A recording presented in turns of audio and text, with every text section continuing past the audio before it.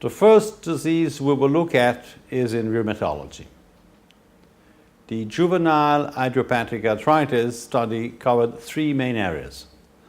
The first goal was to improve current classification of juvenile idiopathic arthritis subtypes, identifying homogeneous groups of clinical features, finding early predictors of poor outcome, and identifying sensitive markers of joint damage progression. The second goal was to develop a magnetic resonance imaging and ultrasounds pediatric scoring system based on the assumption that because joint space width varies with age, studies performed on adults are not applicable on children. The third goal was to have robust information fusion, finding patterns in multimodal data and correlations between genomic, clinical, and imaging data. Pediatric rheumatology patients suffer from the lack of knowledge about disease progress, and clinicians asked Healthy Child to address some very specific issues, as Martin Huber will give some details to. The first one was rheumatology, a disease called juvenile idiopathic arthritis. And in this disease, the clinicians, they are dealing with the problem that that the children with arthritis, they have to take quite serious drugs. And it's very hard to predict which patients are going to get better. The drugs have side effects, so you do not give them easily. Sometimes the disease progresses very aggressively. They do not know exactly when and why. The problem of the lack of poor outcome predictors can now be further illustrated by Marie Desgranges from the Necker Enfants Malades Hospital in Paris.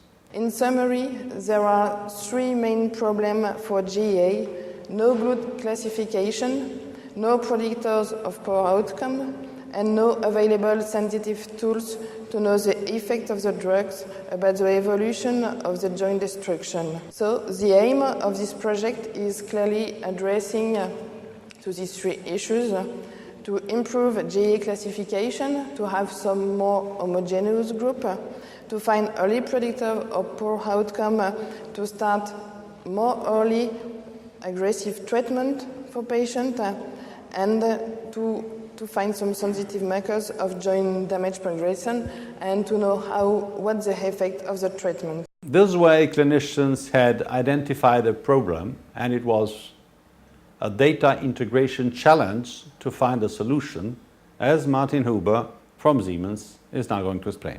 This was the question they asked us: can you find us some prognostic markers? Can you tell us why one child is developing this disease very aggressively, while the other one obviously has a much milder course of the disease?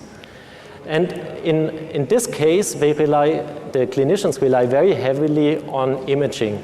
Traditionally, this has been X-ray. In X-ray, the problem is you only see the damage to the bones once it's done. And there has been great interest on the clinical side to also look in ultrasound and MRI images, with the hope that here you can see inflammation, that you can get kind of predictive, that you see the disease and not only the damage done. And so the clinicians have been focused, and this will be presented this afternoon, on developing new scores based on this new imaging. The radiography work that Healthy Child has been doing in rheumatology has been directed towards integrating the data Martin Huber spoke of to develop a pediatric scoring system to assess disease activity by analyzing bone damage in combination with cartilage loss and changes in bone edema, and the degree of blood flow in the joints and the accompanying inflammatory change over the project. The benefit of this integrated approach was that it gave clinicians a more concrete and viable picture of disease progress. The more abnormalities they could see, the more likely they would be to represent pathology as opposed to normal variation. The scoring system was developed around a series of diagnostic levels: synovial enhancement, presence of bone fusion, and degree of inflammation, all together to give an integrated picture built on both magnetic resonance imaging and X-rays. a number of papers have already been published by the radiography and rheumatology groups. One of these papers, published in 2008, with initial data just from one center, the Istituto Giannina Gaslini in Genova, won both the Jacques Lefebvre Award at the 2008 Congress of the European Society of Pediatric Radiology and the Courier Award at the Pediatric Rheumatology European Society Congress.